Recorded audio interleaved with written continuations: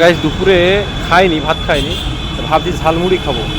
দেখো কত সুন্দর জায়গায় একটা ঝালমুড়ি জায়গা খাচ্ছি। এটা এইখানে হলো সায়েন্স সিটি, উপরে মা ফ্লাইওভার, আর এই দাদার দোকান হলো এই যে ঝালমুড়ির দোকান।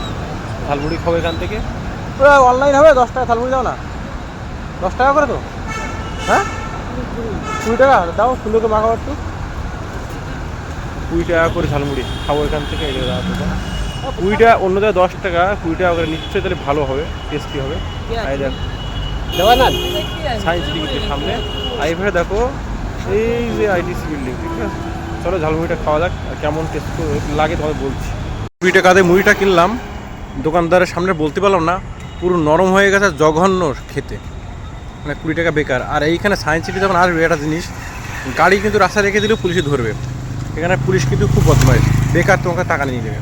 মানে গাড়ি রাস্তায় রেখে দিলেও তোমার বলবে, এসে খুশাবে যে টাকা, মানে টাকা নেওয়ার জন্য, বুঝলে তো। সাবধান, খুব সাবধান।